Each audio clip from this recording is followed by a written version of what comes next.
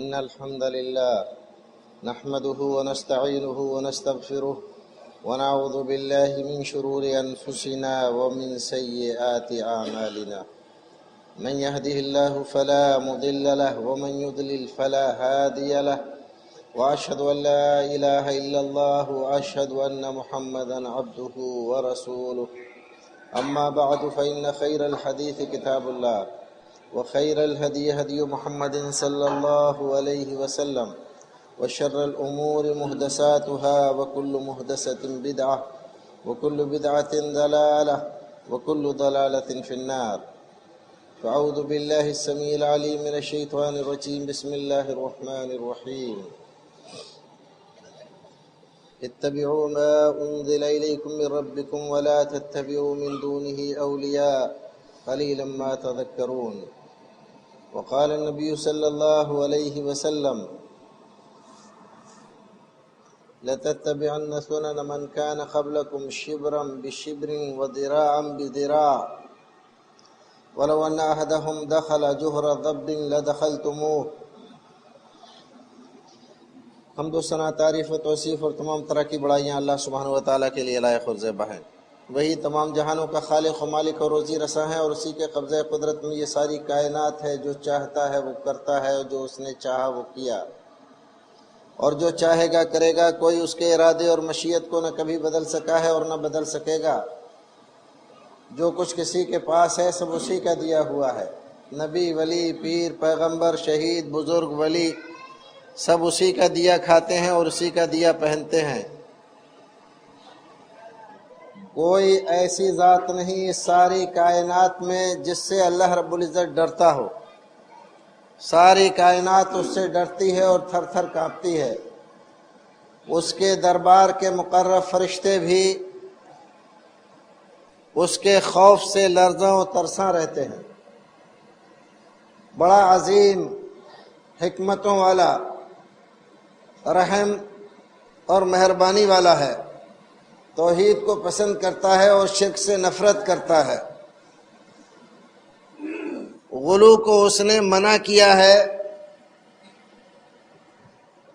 اور دین میں اس کے بنائے ہوئے قاعدے اور قانون کے خلاف چلنے والوں کو وعیدیں سنائی.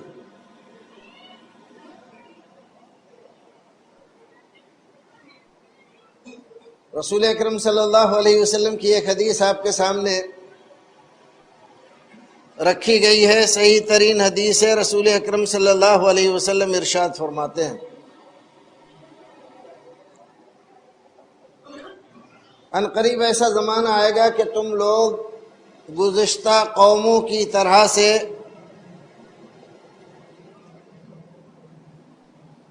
اعمال، افکار، خیالات اختیار کر لو گے اور انہی کے نقش قدم پر چلو گے. تمہارے درمیان ان کے درمیان ایک بالش کا بھی فرق نہیں رہے گا. بالکل برابر سرابر ہو جاؤ گے. جیسے انہوں نے بدعتیں نکالی، دین کو برباد کیا، تم بھی بدعتیں نکال کر دین کو برباد کرنے کا باعث بنو گے. اگر اس زمانے میں کسی آدمی نے گوہ کے بل میں داخل ہونے کی کوشش کی ہوگی تو تم میں سے بھی کچھ لوگ ضرور گوہ کے بل میں داخل ہونے کی کوشش کریں گے. یہ رسول اکرم صلی اللہ علیہ وسلم کی پیشن گوئی ہے جو آج ہم اپنی نظروں سے دیکھ رہے ہیں، کانوں سے سن رہے ہیں اور دل سے محسوس کر رہے ہیں. آپ ہر جمعے کو خطبہ مسنونہ سنتے ہیں اور اس میں ایک لفظ یہ بھی سنتے ہیں، فَإِنَّ خَيْرَ الْحَدِيثِ كِتَابُ اللَّهِ وَخَيْرَ الْهَدِيِ هَدِيُّ مُحَمَّدٍ صلی اللہ علیہ وسلم.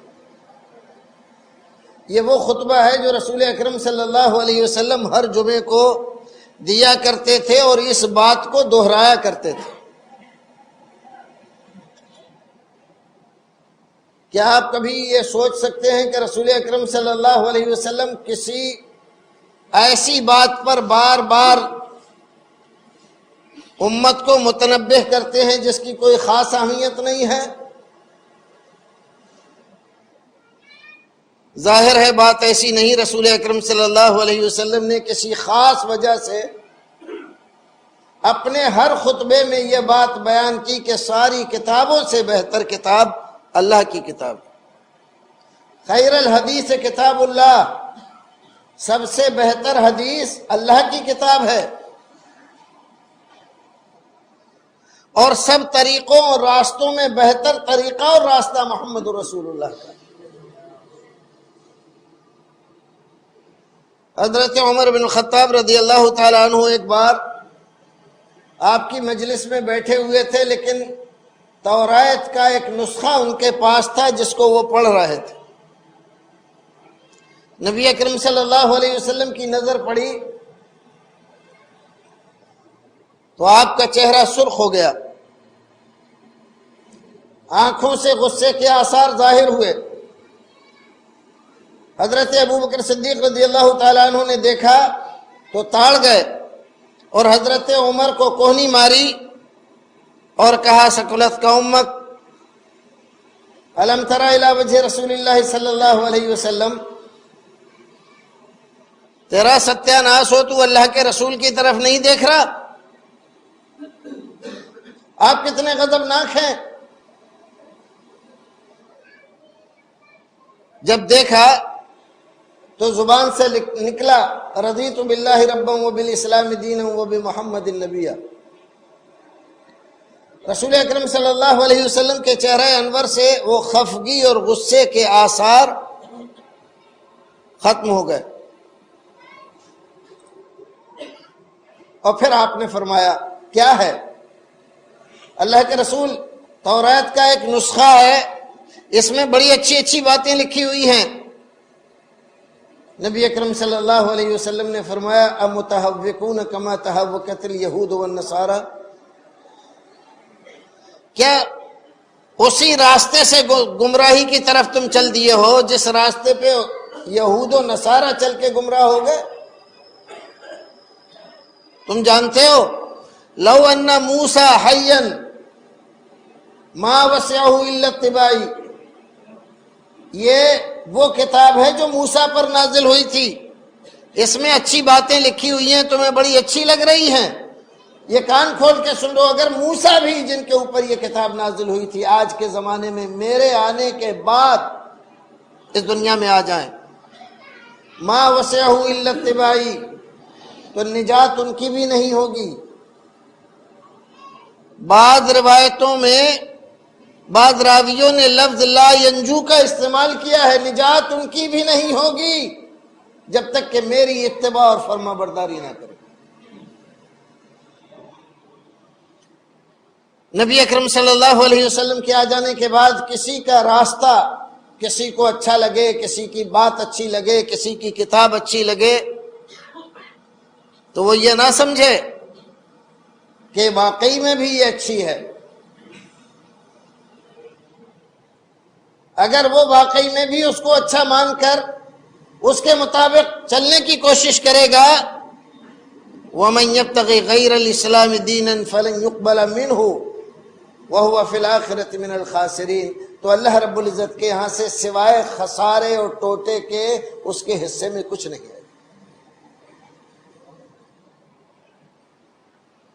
نبی اکرم صلی اللہ علیہ وسلم اپنی زندگی کی 63 بہاریں گزارنے کے بعد اس دنیا سے اللہ رب العزت کے پاس تشریف لے گئے۔ 63 سال، 63 سال کم نہیں ہوتے۔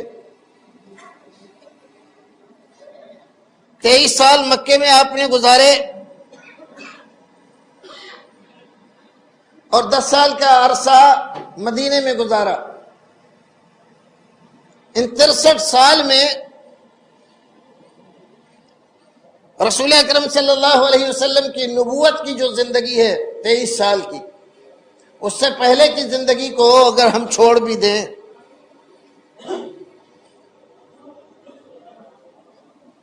تو آپ نے اپنی امت کو کبھی بھی اس بات کی طرف نہ آمادہ کیا، نہ اشارہ دیا کہ جیسے اور لوگ اپنے مذہبی رہنماؤں کے جنم دن مناتے ہیں، ایسے ہی میرا بھی جنم دن مناؤ۔ بلکہ آپ کی جو عام تعلیمات ہیں اگر اس پر نظر ڈالیں آپ تو آپ کو یہ ملے گا کہ رسول اکرم صلی اللہ علیہ وسلم کا یہ اصول ہے کہ جو چیز غیروں کے یہاں مذہبی یا دینی رسم رواج روایت کی شکل اختیار کر گئی ہے، اس کی مخالفت کرنا اسلام کے اصول میں سے۔ جب آپ کو یہ بات بتلائی گئی کہ عاشورہ کا روزہ یہودی بھی رکھتے ہیں اللہ کے رسول، تو آپ نے فرمایا کہ اگر اگلی سال زندہ رہے تو ایک روزہ اور رکھیں گے، یہ خالی ایک روزہ رکھتے ہیں، ہم 2 رکھیں گے۔ رسول اکرم صلی اللہ علیہ وسلم نے حکم دیا داڑھی رکھو، مونچھیں پست کراؤ، خالف الیہود، خالف المجوس، مجوسیوں کی مخالفت کرو۔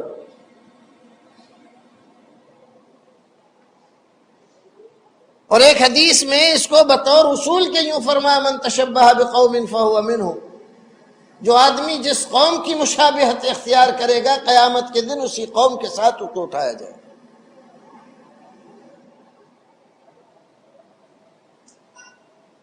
رسول اکرم صلی اللہ علیہ وسلم کا زمانہ گزر گیا، کہیں آپ کی ولادت کے نام پر کوئی جشن نہیں منایا گیا، بلکہ یہ لفظ ہی ایجاد نہیں ہوا۔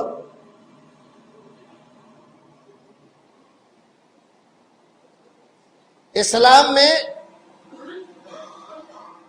رسول اکرم صلی اللہ علیہ وسلم جب مدینہ تشریف لائے تو دیکھا کہ یہاں کے لوگ انصار مدینہ کچھ خاص دنوں میں میلے لگاتے ہیں، خوشیاں مناتے ہیں۔ پوچھا کیا ہے یہ؟ تو انہوں نے کہا ہمارے باپ دادا کے زمانے سے ان دنوں میں میلے لگتے چلے آئے ہیں، خوشی مناتے ہیں، ہم لوگ بھی منا رہے ہیں۔ فرمایا موقوف کر دو، ختم کرو، اس کے بدلے میں اللہ رب العزت نے تمہیں 2 عیدیں دی ہیں، ایک عید الفطر اور ایک عید الاضحیٰ۔ تو 2 عیدوں کا ذکر کیا رسول اکرم صلی اللہ علیہ وسلم نے۔ بعض دیگر روایتوں میں رسول اکرم صلی اللہ علیہ وسلم نے فرمایا کہ جمعہ یہ ہفتے کی عید ہے، لیکن چونکہ ہر ہفتے آ جاتا ہے اس لیے اس کی اہمیت کم ہو گئی ہے، ورنہ عید الفطر سے اور عید الاضحیٰ سے اس کی اہمیت کسی طرح کم نہیں ہے بلکہ بڑھ کر ہے۔ جتنے بھی فرقے مسلمانوں میں پائے جاتے ہیں کسی کے نزدیک بھی جمعے کی نماز فرض کے علاوہ کچھ اور نہیں ہے، فرض ہے، قرآن سے ثابت ہے۔ لیکن عید کی نماز کے تعلق سے علماء کرام کے درمیان اختلاف ہے کہ یہ فرض ہے، واجب ہے، سنت ہے، کیا ہے؟ لیکن جمعے کے بارے میں اختلاف نہیں ہے، یہ متفقہ فیصلہ ہے سب کا کہ یہ فرض ہے۔ عید کی نماز میں اگر کوئی آدمی کسی وجہ سے کہیں ہو اور نہ پڑھ پائے تو کیا کرے؟ چھوڑ دے اس کو یا اس کے بدلے میں کچھ اور پڑھے؟ اختلاف ہے علماء کے درمیان۔ بہت تھوڑے سے لوگ ہیں جو اس کو واجب یا فرض کے درجے میں رکھتے ہیں، لیکن جمعے کے بارے میں ایسا کوئی اختلاف موجود نہیں ہے۔ تو یہ 3 عیدیں تھیں، ایک عید الفطر اور ایک عید الاضحیٰ اور ایک یہ جمعہ۔ جمعہ جس کو رسول نے عید بتلایا، عید الفطر اور عید الاضحیٰ جس کو رسول نے عید بتلایا، اس میں جھنڈیاں نہیں لگائی جاتی، چراغاں نہیں کیا جاتا، قمقمے نہیں جلائے جاتے، اجلاس نہیں کیے جاتے کہ عید آ رہی ہے۔ عید کی خوشی میں کیوں؟ اس لیے کہ رسول نے بتلایا ہے۔ لیکن جو عید ہم نے نکالی ہے اس کا اہتمام زیادہ ہوتا ہے۔ جو عید دوسروں کو دیکھ کر لوگوں نے نکالی، رسول اکرم صلی اللہ علیہ وسلم کے بعد حضرت عمر بن الخطاب رضی اللہ تعالیٰ عنہ کے زمانے میں جب اس بات پر مشورہ ہوا صحابہ کرام کے درمیان کہ اسلامی تاریخ کی ابتدا کب سے کی جائے، کیونکہ معاملات بڑے الجھ رہے تھے۔ دارالخلافہ سے جب گورنروں کو خط جاتا تھا تو اس پہ جو تاریخ لکھی رہتی تھی اس کے بارے میں ان کو صحیح اندازہ نہیں ہوتا تھا کہ یہ تاریخ کون سی ہے، کتنے دن پہلے خط چلا ہے، کب ہمیں ملا ہے اور ہمارا خط کب پہنچے گا، کیسے اس پر عمل کریں۔ تو گورنروں نے جب شکایت کی تو حضرت عمر بن الخطاب رضی اللہ تعالیٰ عنہ نے بڑے بڑے صحابہ کرام کی ایک مجلس شورا بنا رکھی تھی، اس کو طلب کیا اور ان کے سامنے یہ مشورہ رکھا۔ مشورے میں کئی ساری چیزیں آئیں۔ ایک مشورہ یہ بھی آیا تھا کہ رسول اکرم صلی اللہ علیہ وسلم کی تاریخ پیدائش کو اپنے کیلنڈر کے سال کی ابتدا مان لیا جائے، یہاں سے ہم اپنی تاریخ شروع کریں، یعنی ماہ ربیع الاول ہمارے سال کا پہلا مہینہ ہو۔ حضرت عمر بن الخطاب رضی اللہ تعالیٰ عنہ نے منع کیا کہ نہیں، یہ تو عیسائیوں کا طریقہ ہے، یہ تو عیسائیوں کا طریقہ ہے۔ کچھ اور مشورے آئے، وہ بھی رد کر دیے کہ یہ مجوسیوں کا طریقہ ہے، یہ فلاں کا طریقہ ہے۔ پھر آپ کی رائے کیا ہے؟ فرمایا میری یہ رائے یہ ہے کہ رسول اکرم صلی اللہ علیہ وسلم کی زندگی میں جتنے بھی واقعات ہوئے، ان سارے واقعات میں جو درجہ، مرتبہ، فضیلت اور اہمیت ہجرت کو حاصل ہے وہ کسی چیز کو نہیں۔ لہذا آپ کے سفر ہجرت کو بنیاد بنا کر ہم اپنے سال کی ابتدا کریں۔ لہذا ماہ محرم سے حضرت عمر بن الخطاب رضی اللہ تعالیٰ عنہ نے سال کی ابتدا کی رکھی۔ ابھی ایک صاحب نے ایک چھوٹا سا فولڈر دیا ماہ ربیع الاول کے تعلق سے، اس میں جیسی جیسی باتیں لکھی ہوئی، مجھے رسول اکرم صلی اللہ علیہ وسلم کی وہ حدیث یاد آ گئی کہ تم لوگ یہود و نصارہ کے قدم بقدم چلو گے، اور ان میں سے اگر کسی نے گوہ کے دل میں داخل ہونے کی کوشش کی ہوگی تو تم بھی بچو گے نہیں، تم بھی وہیں گھسو گے۔ ربیع الاول کے تعلق سے کہ رسول اکرم صلی اللہ علیہ وسلم کی پیدائش چونکہ اس مہینے میں ہوئی اور وہ مہینہ بہار کا تھا، لہذا اس کا نام ربیع الاول رکھا گیا۔ یہ نئی نئی معلومات، دنیا میں جو بات کسی نے نہ کہی ہو وہ بات یہ عاشقان رسول کہہ رہے ہیں۔ یہ نام مہینوں کے اسلام آنے کے بعد نہیں رکھے گئے ہیں، یہ نام تو پہلے سے موجود تھے اہل عرب کے یہاں۔ یہ سارے نام ربیع الاول اور ربیع الآخر، یہ سب نام پہلے کے رکھے ہوئے تھے رسول اکرم صلی اللہ علیہ وسلم کی تاریخ پیدائش سے، اس کا کوئی لینا دینا نہیں۔ اسی میں نام عید میلاد رکھا اور لکھا جو بایزید بستامی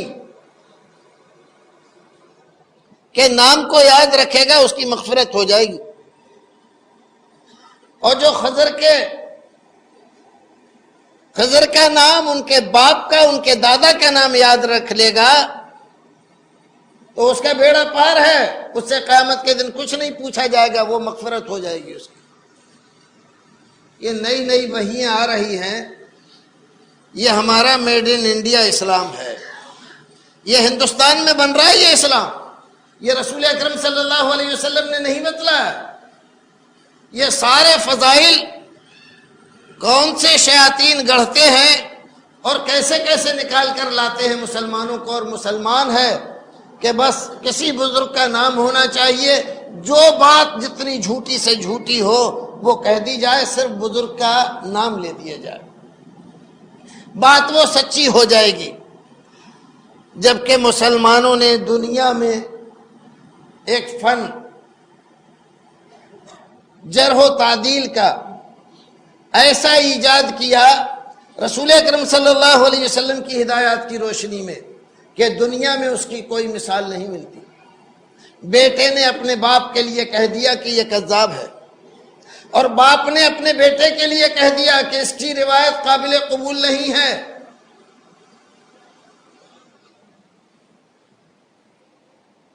آدمی نے اپنے استاد کو کہہ دیا کہ وہ میرے استاد تھے، بڑے قابل تھے، دیندار تھے، پرہیزگار تھے، رات رات بھر نوافل پڑھتے تھے، لیکن ان کا حافظہ کمزور تھا، ان کی بات قابل اعتبار نہیں۔ دینداری الگ اور حافظہ اور کسی چیز کی معرفت یہ الگ چیز ہے۔ امام مسلم رحمۃ اللہ علیہ نے مقدمہ مسلم میں لکھا کہ ہم نے سب سے زیادہ جھوٹ بولنے والا ان حضرات کو دیکھا جن کے زہد و تقوی کا شہرہ ہے دور دور تک، وہ جان بوجھ کر جھوٹ نہیں بولتے۔ فرمایا وَلَكِنْ يَجْرِ الْكَذِبُ عَلَى لِسَانِهِ، ان کی زبانوں پر جھوٹ یوں ہی جاری ہو جاتا ہے، ہر اچھی بات کو وہ رسول اکرم کی طرف منسوب کر دیتے ہیں۔ علامہ ابن معین امام محمد بن حنبل رحمۃ اللہ علیہ ایک مسجد میں نماز پڑھنے کے لیے گئے۔ ایک واعظ کو دیکھا کہ وہ مسجد میں بیٹھا ہوا باز کہہ رہا ہے، سمعت احمد بن حنبل ويحيى بن معین قال كذا وكذا، باقاعدہ سند بیان کر کے اور روایتیں سنا رہا ہے۔ یحییٰ ابن معین امام محمد بن حنبل رحمۃ اللہ علیہ کی طرف دیکھ کر تعجب سے پوچھ رہے ہیں تم نے سنا یہ بات؟ آپ نے کہا ہے، آپ کا بھی تو نام لے رہا ہے۔ کہا کہ نہیں۔ جب لوگ واز ختم ہو گیا اور لوگ رفتہ رفتہ ایک ایک کر کے سب چلے گئے، تب حضرت امام یحییٰ ابن معین رحمۃ اللہ علیہ اس کے پاس گئے اور جا کر اس سے کہا کہ یہ جو روایتیں ابھی آپ سنا رہے تھے آپ نے کس سے سنی ہیں؟ کہا یحییٰ ابن معین اور احمد ابن حنبل سے۔ تو فرمایا انا یحییٰ ابن معین وہذا احمد ابن حنبل، میں یحییٰ ابن معین ہوں اور یہ احمد ابن حنبل ہیں، ہم نے تو تمہیں کبھی یہ حدیثیں سنائی نہیں، تم نے کہاں سے سن لی؟ اس کی ڈھٹائی دیکھو، کہنے لگا کنت اسمع ان یحییٰ ابن معین رجل احمق، میں سنا کرتا تھا کہ یحییٰ ابن معین بہت بے وقوف آدمی ہے، آج تجربہ ہو گیا۔ کیا دنیا میں تم ہی یحییٰ ابن معین ہو اور کوئی نہیں ہے؟ کیا دنیا میں احمد ابن حنبل یہی ہیں اور کوئی نہیں ہے؟ میں ایسے ایسے 40 آدمیوں سے روایت کرتا ہوں۔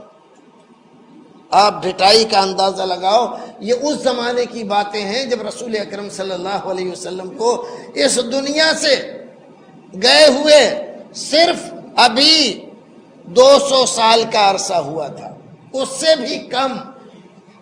تب ایسے ایسے لوگ دھڑلے کے ساتھ جھوٹ بولا کرتے تھے۔ آج کے زمانے میں اگر بول رہے ہیں تو کوئی تعجب کی بات نہیں ہے، ان لوگوں کو بیچاروں کو آتا ہی نہیں ہے حدیث کیا ہے، یہ جانتے ہی نہیں سنت کیا ہے، یہ سمجھتے ہی نہیں محبت کس کو کہتے ہیں۔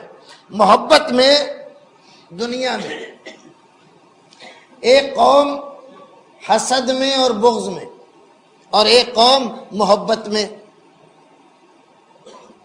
گمراہ ہو گئے۔ قرآن شریف میں ہمیں حکم دیا گیا کہ ہم ہر رکعت میں ان کے طرز عمل سے پناہ مانگے۔ اہدنا الصراط المستقیم صراط الذین انعمت علیہم غیر المغضوب علیہم ولا الضالین، مغضوب علیہم اور ضالین۔ رسول اکرم صلی اللہ علیہ وسلم سے ایک صحابی نے پوچھا اللہ کے رسول اس سے مراد کیا یہود و نصارہ ہیں؟ فرمایا اور کون ہے؟ وہی ہیں تو یہ مغضوب علیہم کون ہیں؟ یہود، جن پر اللہ رب العزت کا غضب ہوا. فباؤوا بغضب من اللہ. اور ضالین یہ ہیں، وہ حضرت عیسیٰ علیہ السلام سے دشمنی کر کے گمراہ ہو گئے، اور یہ حضرت عیسیٰ علیہ السلام کی محبت میں ضالین کہلائے. اللہ رب العزت نے ان کو ضالین بتلایا. اگر رسول اکرم صلی اللہ علیہ وسلم کے بعد کوئی نبی آنے والا ہوتا، آئے گا نہیں، آپ نے فرما دیا کوئی نبی نہیں آئے گا، لا نبی بعدی. اگر ہوتا تو جیسے قرآن نے ان لوگوں کو گمراہ اور ضالین اور مغضوب علیہم کہا، ایسے ہی امت محمد صلی اللہ علیہ وسلم کے ان افراد پر جو نبی کے نام پر، دین کے نام پر، قرآن اور حدیث کے نام پر اپنی من گھڑت ایجاد کرتے ہیں اور اسلام کے ساتھ لگا دیتے ہیں، ان کے لیے بھی ایسے ہی الفاظ استعمال کیے جاتے ہیں. ہمارے بھائی کہتے ہیں کہ دنیا میں سارے لوگ رسول اکرم صلی اللہ علیہ وسلم کی پیدائش پر خوش ہیں سوائے ابلیس کے. سب خوش ہیں، اسی لیے دیکھو سب خوشی منا رہے ہیں، جھنڈے لگا رہے ہیں، قمقمے جلا رہے ہیں، چراغاں کر رہے ہیں، دیگیں پکا رہے ہیں، یہ سب کچھ کر رہے ہیں. یہ سب خوشی ہی تو ہے، خوشی ہے ہمیں، ہم کر رہے ہیں، بہت اچھی بات. لیکن اتنی بات ان لوگوں کی سمجھ میں نہیں آتی کہ یہ مہینہ آیا، یہ 12 تاریخ آئی، اور آپ کو ایک دم خوشی کے فوارے چھوٹ گئے، اور پھر اس کے بعد 12 تاریخ گزری، آپ کو یاد بھی نہیں رہتا کہ ہمارا کوئی نبی بھی ہے، ہم کسی کے امتی ہیں، ہمارے اوپر کچھ ذمہ داریاں بھی ہیں، ہمارے ذمے کچھ کام بھی اس نبی نے لگایا ہے، اس نبی کو ماننے کا کوئی مطلب، مفہوم و تقاضا بھی ہے، کچھ یاد نہیں رہتا. یہ محبت وقتی اور موسمی ہے. یہ موسمی محبت کام نہیں آتی اسلام میں. محبت دائمی تعلق خاطر کا نام ہے. دل سے کسی ذات کو، کسی شخصیت کو ہمیشہ کے لیے، ہر وقت کے لیے جب ہم پسند کر لیتے ہیں تو اس جذبے کا نام ہوتا ہے محبت. اور جو ایک تاریخ آئے اور اس میں تو بہت زیادہ محبت کا اظہار ہو، اور اس کے بعد کچھ نہیں. کہتے ہیں قرآن شریف میں ہے فَلْيَفْرَحُوا، چاہیے کہ وہ خوش ہوں، خوشی منائیں. تو ٹھیک ہے، خوشی منائیں تو 12 تاریخ کو منائیں. 13 اور 14 تاریخ میں ساری جھنڈیاں اکھاڑ کے پھینک دیں، اس کے بعد خوشی منانے کی ضرورت نہیں ہے. رسول اکرم آج سے 1400 سال سے کچھ زائد عرصہ پہلے اس دنیا میں آئے تھے. یہ خوشی ہمارے لیے دائمی ہے کہ آپ آئے، آپ کے آنے سے ہدایت ملی. ایسا نہیں ہے کہ ایک تاریخ آئی اور آ کر گزر گئی، بس وہ خوشی ہوئی اور خوشی ہونے کے بعد ختم ہو گئی. ایک چراغ جلا اور بجھا دیا گیا، اب روشنی کی ضرورت نہیں ہے. رسول اکرم صلی اللہ علیہ وسلم نور مبین ہیں، آپ کی روشنی دائمی ہے، آپ کی تعلیمات دائمی ہیں، قیامت تک کوئی دوسرا نبی نہیں آئے گا. کتنے تعجب کی بات ہے، موٹی موٹی باتیں لوگوں کی سمجھ میں نہیں آتی. رسول اکرم صلی اللہ علیہ وسلم کی پیدائش پر ہم خوشی منائیں، بہت اچھی بات. لیکن حضرت موسیٰ علیہ السلام، حضرت ابراہیم علیہ السلام، حضرت اسماعیل علیہ السلام، انہوں نے کون سا جرم کیا ہے کہ ان کی پیدائش پہ خوشی نہ منائیں؟ وہ نبی نہیں ہے؟ ان کے آنے کی ایمان والے کو خوشی نہیں ہونی چاہیے؟ نبی تو وہ بھی ہیں دنیا میں ایمان لے کر آئے، ہدایت لے کر آئے، اللہ رب العزت کی طرف سے نبی و رسول بن کر آئے، تو ان کے آنے کی خوشی نہیں ہونی چاہیے ہمیں؟ ان کی بھی ہونی چاہیے. مشہور ہے کہ 1,24,000 انبیاء کرام اس دنیا کے اندر تشریف لائے۔ 1,24,000 انبیاء کرام۔ سال میں مہینے کتنے ہوتے ہیں؟ 12۔ ہفتے میں دن کتنے ہوتے ہیں؟ 7۔ انہی 7 دنوں میں 1,24,000 انبیاء کرام تشریف لائے اور لا کر چلے گئے۔ اب میلاد منانے بیٹھو کہ حضرت آدم علیہ السلام آئے اس دنیا میں تو ان کے آنے کی خوشی نہیں ہونی چاہیے؟ حضرت آدم کے بیٹے وہ نوح ہو، ادریس ہو، شیس ہو، الیاس ہو، کوئی بھی ہو، یہ سب نبی تھے، ان کے آنے کی خوشی نہیں ہونی چاہیے؟ منانی چاہیے۔ تو کتنے، کون سے دن، کس وقت، کب مناؤ گے؟ کیا مسلمان منا سکتا ہے؟ نہیں منا سکتا۔ ٹھیک ہے، تم خوشی تم مناؤ گے، لیکن جانے کا غم، آنے کی خوشی تو ہے لیکن جانے کا غم نہیں ہے تمہیں؟ نہیں، جانے کا کیا غم؟ آپ گئے ہی نہیں ہیں، گئے نہیں ہیں، موجود ہیں۔ جب رسول اکرم صلی اللہ علیہ وسلم موجود ہیں تو ہر وقت خوشی ہونی چاہیے۔ آپ کی موجودگی میں ہم مان لیں کہ رسول اکرم یہاں پر موجود ہیں، تو ذرا تصور کرو کہ آپ بیٹھے ہوئے ہوں یہاں پر، تو آپ کے ہوتے ہوئے ہم کس انداز سے بیٹھیں گے؟ کیا ایسے ہی کپڑے بیٹھے پہنیں گے، ایسے ہی شکلیں اختیار کریں گے، ایسے ہی کاروبار کریں گے، ایسے ہی گھر بار کے ساتھ محبت و الفت، عقیدت، ہماری یہ ساری چیزیں ایسی رہیں گی؟ ہم صحابہ کرام رضوان اللہ تعالی علیہم اجمعین کو دیکھتے ہیں کہ وہ صبح آتا تھا آدمی، شام ہوتے ہوتے اس کا سب کچھ بدل جاتا تھا، اس کی سوچ، اس کی فکر، اس کا نظریہ، جینے کا طریقہ، عبادت کا طریقہ، یہاں تک کہ رہنے سہنے کا طریقہ اس کا بدل جاتا تھا۔ ایک دن میں اتنی تبدیلی اس کے اندر آ جاتی تھی۔ اور تم کہہ رہے ہو کہ اللہ کے رسول موجود ہیں ہر وقت، گئے ہی کہاں ہیں کہ ہم ان کی غمی منائیں؟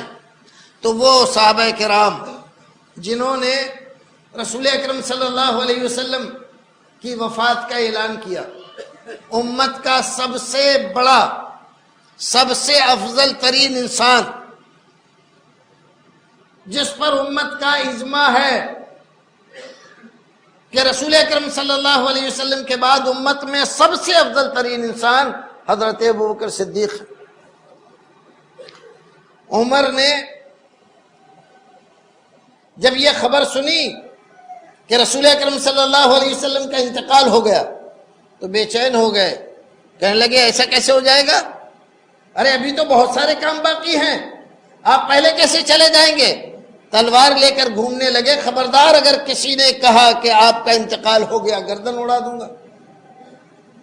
لیکن حضرت ابوبکر صدیق رضی اللہ تعالی عنہ آئے، رسول اکرم صلی اللہ علیہ وسلم کے حجرے میں تشریف لے گئے، چادر ہٹائی، پیشانی مبارک کا بوسہ لیا اور فرمایا طبت حیا و طبت میتا، اے اللہ کے رسول آپ کی زندگی بھی نہایت مبارک اور آپ کا مرنا بھی نہایت مبارک۔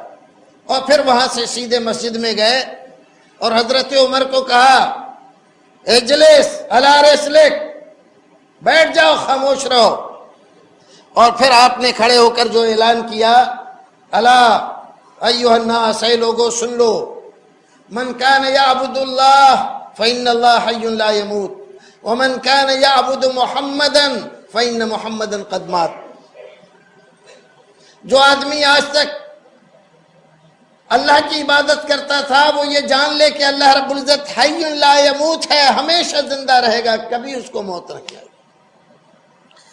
اور جو محمد صلی اللہ علیہ وسلم کی عبادت کرتا تھا وہ جان لے کہ محمد صلی اللہ علیہ وسلم پر موت واقع ہو گئی۔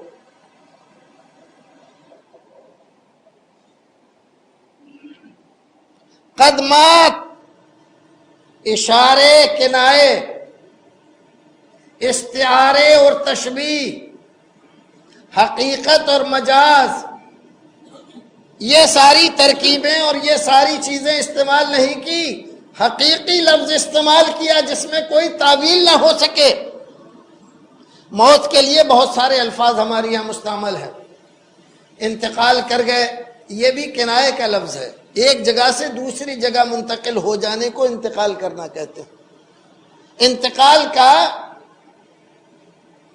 معنی مرنا نہیں ہے، ایک جگہ سے دوسری جگہ منتقل ہو جانا، لیکن مرنے کے معنی میں استعمال کرتے ہیں کیونکہ یہ لفظ اتنا سخت ہے کہ ہر ایک آدمی کو برداشت نہیں ہوگا۔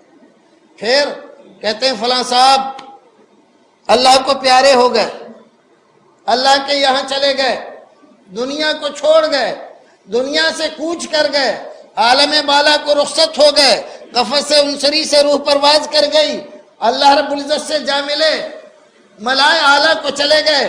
کتنے سارے الفاظ ہیں، اور اسی میں ایک لفظ ہے کیا؟ پردہ کر گئے۔ یہ سارے الفاظ کا معنی کیا ہے؟ سارے الفاظ کا ایک ہی معنی ہے، مات، انتقال کر گئے، مر گئے۔ الفاظ آپ کوئی بھی استعمال کر لو لیکن حقیقت نہیں بدلتی، حقیقت نہیں بدلتی، حقیقت حقیقت ہی رہتی ہے۔ اور اس حقیقت کا اعلان کس نے کیا؟ ابو بکر صدیق نے کیا، جس کی محبت کا اور جس کے ساتھ دینے کا، جس کے احسانات کا رسول اکرم صلی اللہ علیہ وسلم نے تذکرہ ان الفاظ میں فرمایا کہ امت میں کوئی آدمی ایسا نہیں جس کے احسانوں کا بدلہ میں نے چکا نہ دیا ہو، سوائے ابو بکر کے، سوائے ابو بکر کے۔ آپ نے فرمایا لو کنت متخذا خلیلا لاتخذت ابا بکر خلیلا، اگر میں کسی کو اپنا خلیل بناتا تو ابو بکر کو بناتا، لیکن صاحبکم خلیل الرحمن، چونکہ میں خلیل الرحمن ہوں لہذا کسی دوسرے کو خلیل نہیں بنا سکتا۔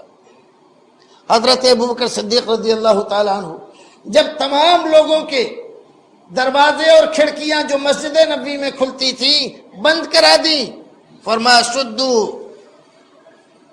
کل خوخہ الا خوخۃ ابی بکر، تمام کھڑکیاں بند کر دو جو مسجد نبوی میں کھلتی ہیں، تمام دروازے بند کر دو، کوئی آدمی مسجد میں سے نہ آئے نہ جائے، الا خوخۃ ابو بکر، سوائے ابو بکر کے کھڑکی کے، ان کے دروازے کے، ان کا دروازہ مسجد میں کھلا رہے۔ ان کی محبت پر شک ہے، شبہ ہے، کسی کو اس میں کوئی شک ہے نہیں ہے، اور وہی اعلان کر رہا ہے کس کے سامنے؟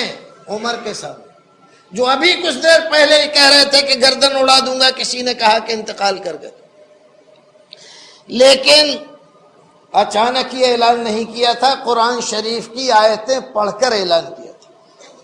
وما محمد الا رسول قد خلت من قبلہ الرسل افئن مات او قتل انقلبتم علی اعقابکم، دو لفظ اللہ رب العزت نے استعمال فرمائے، ماتا، اگر وہ مر جائیں، اگر ان کو قتل کر دیا جائے تو تم دوبارہ کیا کفر میں پلٹ جاؤ گے؟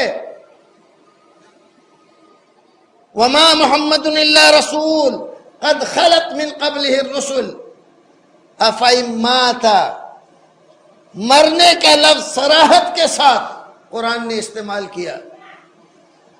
ان تمام صراحتوں کو ذکر کرنے کے بعد یہ اعلان کیا امت میں۔ لوگ کہتے ہیں، ذکر کرتے ہیں کہ 4 اصول ہیں، قرآن، سنت، اجماع اور قیاس۔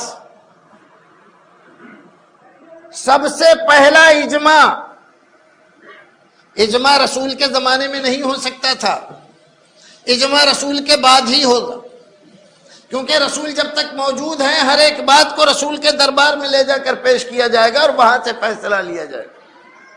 تو اجماع کب ہوگا؟ جب رسول دنیا سے چلے جائیں گے۔ رسول چلے گئے، اب اجماع کر رہی ہے امت۔ سب سے پہلا اجماع امت نے کیا اس بات پر کہ رسول اکرم صلی اللہ علیہ وسلم اس دنیا سے چلے گئے، سب سے پہلا اجماع ہے۔ اور اس اجماع کو آج شکوک و شبہات سے رد کرنے کی کوشش کی جا رہی ہے، اور ایک طرف بہت زیادہ پروپیگنڈا کیا جاتا ہے کہ اہل حدیث لوگ صحابہ کرام کو نہیں مانتے، ان کی تعظیم نہیں کرتے، اور تعظیم کرنے والوں کا یہ حال ہے کہ جس پر سارے صحابہ کرام متفق تھے اس پر کیڑے نکالے جا رہے ہیں، اس پر صلواتیں سنائی جا رہی ہیں، ان کے ایمان کو غیر معتبر بتلایا جا رہا ہے۔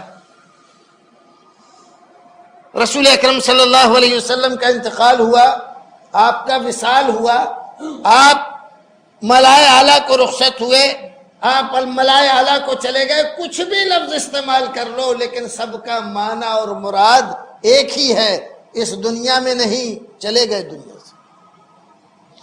آخر وقت میں آپ کی زبان پر جاری تھا اللہم رفیق الاعلی، اے اللہ میں رفیق اعلیٰ میں آنا چاہتا ہوں۔ ایک بار ایک حدیث رسول اکرم نے اچھے تھے بیان کی کہ اللہ کے ایک بندے کو اللہ رب العزت نے اختیار دیا کہ وہ چاہے تو دنیا کو اختیار کر لے اور چاہے تو آخرت کو۔ تو صحابہ کرام نے پوچھا پھر اس بندے نے کیا کیا؟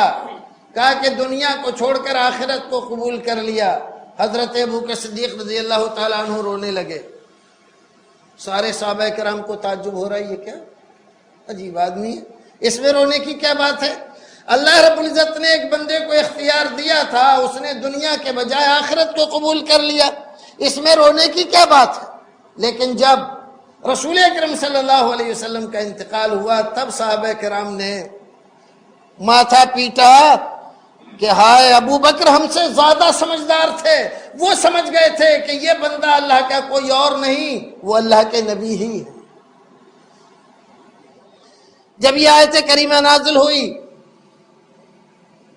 اذا جاء نصر اللہ والفتح ورأيت الناس يدخلون في دين الله افواجا فسبح بحمد ربك واستغفره انه كان توابا۔ حضرت ابوبکر صدیق رضی اللہ تعالیٰ عنہ رونے لگے۔ حضرت عمر فاروق نے کہا کہ اس میں رونے کی کیا بات ہے، یہ تو ہمارے لیے خوشی کی بات ہے۔ خوشی کی بات ہے کہ اسلام کی فتح عظیم کا وقت آ گیا، لوگ فوج در فوج اسلام میں داخل ہو رہے ہیں۔ کہا کہ نہیں، یہ رونے کی بات ہے، اس کا مطلب ہے کہ رسول اکرم صلی اللہ علیہ وسلم کی رسالت کا جو ذمہ داری اللہ رب العزت نے آپ کو سونپی دی اس کے پورے ہونے کا وقت آ گیا۔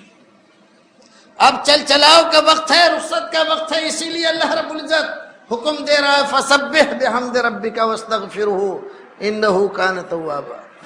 یہ مسئلہ شک و شبہ کا نہیں تھا، اگر شک و شبہ کا ہوتا تو خلافت پر جھگڑا نہ ہوتا۔ بعض لوگ بیان کرتے ہیں کہ آخر آپ کی میراث تقسیم کیوں نہیں ہوئی، آپ کی ازواج مطہرات سے کسی نے شادی کیوں نہیں کی۔ عوام کو بیچاروں کو گمراہ کرنے کے لیے ایسی باتیں پھیلاتے ہیں۔ ان سے کوئی یہ پوچھے کہ ارے کیا اپنی ماؤں سے شادی کرو گے تم؟ کیا اسلام میں ماؤں سے شادی کرنے کا کہیں رواج ہے؟ وَأَزْوَاجُهُ أُمَّهَاتُكُمْ، جب قرآن کہہ رہا ہے کہ ان کی بیویاں، نبی کی بیویاں تمہاری مائیں ہیں، تو ماؤں سے کون شادی کرے گا؟ اور رہی میراث کی تو رسول اکرم نے خود فرما دیا نحن معاشر الانبیاء لا نورث ما ترکناہ صدقہ۔ ہم انبیاء کرام کی یہ سنت ہے کہ مال و متاع، درہم و دینار، سونا چاندی، کوئی چیز چھوڑ کر نہیں جاتے، اور اگر رہ بھی جائے اس میں سے کچھ تو وہ سب امت کے لیے صدقہ ہوتا ہے، ہمارا کوئی مال کا وارث نہیں ہوتا۔ العلماء ورثۃ الانبیاء، علماء یہ انبیاء کے وارث ہیں، ان کے دین کے، ان کے مشن کے، ان کی تعلیمات کے، یہ وراثت ہے، تعلیم کی وراثت آپ کی جاری رہتی ہے، باقی مال، درہم و دینار، سونے چاندی کی وراثت نہیں رہتی۔ تو لوگوں کو وہ باتیں بتلائی جاتی ہیں جو ان کے دماغ میں شک اور شبہ پیدا کر دے، حالانکہ اس کی حقیقت کچھ بھی نہیں رہتی۔ رسول اکرم صلی اللہ علیہ وسلم کے صحابہ کرام رسول اکرم کی وفات پر اس قدر روئے، بعض لوگوں کی عقلیں کام کرنا چھوڑ گئیں۔ حضرت عثمان غنی رضی اللہ تعالیٰ عنہ ایک جگہ بیٹھے ہوئے، حضرت ابوبکر گزرے، حضرت عمر فاروق گزرے، سلام کیا، جواب نہیں دیا۔ انہوں نے جا کے ابوبکر صدیق سے شکایت کی، عثمان ایک جگہ بیٹھے ہوئے تھے، میں نے سلام کیا، میرے سلام کا جواب نہیں دیا انہوں نے۔ ایک مسلمان کے لیے بڑی فکر کی بات ہے کہ ایک ایسا اتنے درجے کا مسلمان اور سلام کا جواب نہ دے۔ تو کہا ایسا کیوں ہوا؟ چلو چل کر دیکھتے ہیں۔ دونوں گئے، جا کر سلام کیا، پھر بھی جواب نہیں دیا۔ جھنجھوڑا، عثمان ہمارے سلام کا جواب کیوں نہیں دیتے؟ تو کہا کہ آپ نے سلام کب کیا؟ کہ ابھی تو کیا ہے، اور تمہارا بھائی عمر یہاں سے گزرا تھا، تم نے اس کے سلام کا جواب نہیں دیا۔ کہا کہ مجھے نہیں معلوم کہ عمر ادھر سے گزرا ہے۔ کیا بات تھی؟ رسول اکرم صلی اللہ علیہ وسلم کی وفات کا اتنا غم تھا، اتنا رنج تھا کہ وہ آپے میں نہیں تھے، ان کو دنیا اور دنیا میں کیا ہو رہا ہے کچھ پتہ نہیں چل رہا تھا، یہ غم تھا وفات کا۔ حضرت انس جب شام کے وقت رسول اکرم کو دفن کر کے واپس آ رہے ہیں، حضرت فاطمہ دروازے پر کھڑی ہوئی ہیں، انس کو آواز دی، انس کیسے تمہارے نفسوں نے اس بات کو گوارا کیا کہ جس نبی کی خدمت تم دنوں رات کیا کرتے تھے، جس کی محبت کا دم بھرتے تھے، اس کے اوپر تم مٹی ڈال کے چلے آئے؟ حضرت انس و حضرت فاطمہ دونوں دھاڑ دھاڑ رونے لگے، اور حضرت فاطمہ فرماتی ہیں کہ صبت علیہ مصائب لو انہا صبت علیہ مصرن لیالیہ، میرے اوپر آپ کی وفات کا جو پہاڑ ٹوٹا ہے غم کا، وہ ایسا ہے کہ اگر دنوں پر وہ مصیبت آتی تو دن کالی رات میں تبدیل ہو جاتے۔ یہ بیکار میں یہ غم کر رہے تھے، ان کا رونا دھونا سب یوں ہی تھا۔ آج کہتے ہیں کہ جن کو رسول اکرم صلی اللہ علیہ وسلم کی وفات کی خوشی نہیں ہے، وہ جشن میلاد میں شریک نہیں ہوتے، وہ نہیں کرتے، کیونکہ ابلیس کو بھی خوشی نہیں ہوئی تھی، اس کو رنج ہوا تھا۔ تم نے سوچا نہیں کہ کیا کہہ رہے ہو؟ ہمارے سامنے ہماری موجودگی میں، ہمارے دیکھتے میں یہ سارے جشنوں کی تاریخیں شروع ہوئی۔ جن لوگوں کی عمریں 60-70 سال کی ہیں، انہوں نے دیکھا ہوگا کہ یہاں یہ میلادوں کے یہ جشن نہیں ہوا کرتے تھے، اب تم کر رہے ہو۔ تم سے پہلے اولیاء کرام، بزرگان دین، مفسرین، محدثین، مجتہدین، تابعین، تبع تابعین، صحابہ کرام، سارے کے سارے گزر گئے، کسی نے جشن عید میلاد النبی نہ منایا اور نہ اس کے لیے اس طرح کے کھٹران کیے، نہیں منایا۔ سب کے ایمان کو تم نے چڑھا دیا بے ایمانی پر، سب پر ٹھپا لگا دیا کہ یہ سارے کے سارے بے ایمان تھے، ان میں سے کسی کو خوشی نہیں تھی رسول اکرم کی پیدائش کی۔ کچھ تو سوچو کیا کہہ رہے ہیں۔ آج ایک اخبار میں ایک بہت بڑے پیر صاحب نے کہا ہے کہ اس میں بہت ساری خرافات داخل ہو گئی ہے، ان خرافات کو الگ کرنا چاہیے، خرافات کو الگ کرنا چاہیے۔ آپ قوم کو نچا رہے ہیں، عورتوں کو مسجد میں آنا منع ہے، اگر آئیں گی تو فتنہ کھڑا ہو جائے گا، لیکن جشن میلاد دیکھیں گی، اس میں شریک ہوں گی، کوئی فتنہ نہیں۔ آپ کے لڑکے دنیا میں جو غیر قومیں کر رہی ہیں، وہ سب کچھ جو اپنے اپنے مذہبی رہنماؤں کے جشن پر کرتی ہیں، وہ سب کچھ کریں، یہ سب محبت رسول میں ہو رہا ہے۔ ہائے ہائے، کیا ہو گیا اسلام؟ کیا ہوا اسلام کو؟ تم نے سوچا نہیں؟ رسول اکرم صلی اللہ علیہ وسلم کو اللہ رب العزت نے ربیع الاول کے مہینے میں پیدا کیا۔ دن کیا تھا؟ پیر کا۔ تاریخ کیا تھی؟ 12۔ میں اس جھگڑے میں نہیں جاتا کہ 9 تاریخ صحیح ہے کہ 17 صحیح ہے کہ 12 صحیح ہے۔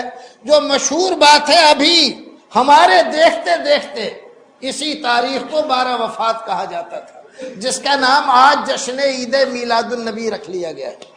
یہ 12 وفات کہلاتی تھی یہ تاریخ۔ اور کیلنڈروں میں بھی اگر آپ 10-1 سال پہلے کے کیلنڈر اگر آپ کو مل جائیں تو اس کھانے میں آپ کو 12 وفات لکھا ہوا ملے گا۔ رسول اکرم کی پیدائش آپ مانتے ہیں کہ 12 کو ہوئی، ٹھیک، 12 کو ہوئی، دن پیر کا تھا، مہینہ ربیع الاول کا تھا۔ ایک سوال ہے کہ اللہ رب العزت کیا اپنے نبی کی تاریخ پیدائش اور وفات بدل نہیں سکتا تھا؟ ایسا نہیں کر سکتا تھا کہ بھیجا تھا ربیع الاول میں اور بلاتا ربیع الثانی میں، بھیجا تھا پیر کے دن اور بلاتا منگل کے دن، بھیجا تھا 12 کو بلاتا 13 کو، ایسا کیوں نہیں کیا؟ آنے کی تاریخ بھی 12 رکھی اور جانے کی تاریخ بھی 12 رکھی، دن بھی پیر کا رکھا اور مہینہ بھی ربیع الاول کا رکھا، کیوں؟ شاید اس میں یہ مصلحت ہو کہ جس طرح سے پرانی قومیں اپنے نبیوں کے سلسلے میں غلو کر کے گمراہی کا شکار ہوئی، محمد صلی اللہ علیہ وسلم کی امت گمراہی سے بچ جائے۔ وہی دن، وہی تاریخ، وہی مہینہ اس لیے رکھا کہ جب یہ پرانی قوموں کی مشابہت اختیار کرنے لگیں گے خوشی کے لیے کہ جشن منائیں، تو انہیں فوراً خیال آئے کہ ہم جشن کیسے منا سکتے ہیں۔ اسی تاریخ میں تو ہمارے رسول کا اس دنیا سے جانا ہوا، اسی تاریخ میں تو آپ دنیا سے گئے ہیں، تو ہم وفات منائیں یا ولادت منائیں؟ جب وفات منانے لگیں گے کہ لاؤ رنج کی کوئی محفل قائم کریں کہ ہمارے رسول ہم سے جدا ہو گئے، تو انہیں یاد آئے کہ ہم رنج کی محفل کیسے قائم کر سکتے ہیں کہ اسی دن، اسی مہینے اور اسی تاریخ میں ہمارے رسول تشریف لائے تھے۔ شاید اللہ رب العزت نے اسی لیے یہ دن، یہ مہینہ اور یہ تاریخ رکھی ہو، لیکن تمہیں یہ باتیں نہیں سوچتی، تمہیں سوچتی ہیں ماہ ربیع الاول میں فرشتوں نے جشن منایا۔ کہاں ہے بھائی؟ حضرت عیسیٰ کا منایا۔ ذکر ولادت ایک الگ چیز ہے اور جشن ولادت ایک الگ چیز ہے۔ ذکر کا کوئی مخالف نہیں ہے، بلکہ حقیقت تو یہ ہے کہ جن لوگوں پر آج رسول اکرم کی توہین یا ان کے خوشی نہ منانے کا الزام لگایا گیا ہے، انہی لوگوں نے رسول اکرم صلی اللہ علیہ وسلم کی سوانح حیات، سیرتیں سب سے زیادہ لکھی ہیں۔ اور جو لوگ آج وہ بنے ہوئے ہیں کہ اس صدی کے مجدد ہیں، سب سے زیادہ محبت کے سارے حقوق جنہوں نے جمع کر لیے ہیں، دنیا میں سب کچھ لکھا، لیکن سیرت رسول پر درود کے فضائل میں ایک چھوٹی سی کتاب بھی لکھنے کی توفیق نہیں۔ یہ ایک ایسی حقیقت ہے جس حقیقت کا انکار نہیں کیا جا سکتا۔ کیوں نہیں ہوئی؟ کیا اللہ رب العزت یہ توفیق نہیں دے سکتا تھا؟ نہیں دی اللہ رب العزت نے۔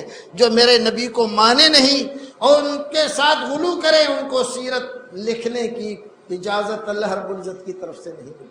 پروردگار ہمیں اور آپ کو نیک عمل کرنے کی توفیق عطا فرمائے۔ جب تک دنیا میں رکھے ایمان و سلامتی کے ساتھ رکھے، اور جب دنیا سے لے جائے ایمان و سلامتی کے ساتھ لے جائے۔ پروردگار ہر طرح کے غلو سے اور ہر طرح کی بد اعتقادی سے پروردگار تمام مسلمانوں کو محفوظ رکھے، اور خاص طور سے ان لوگوں کو جو سنت نبی پر ایمان رکھتے ہیں، رسول اکرم کے سچے شہدائی ہیں، پروردگار ان کی ہر قدم پر حفاظت فرمائے۔ وآخر دعوانا الحمدللہ رب العالمین۔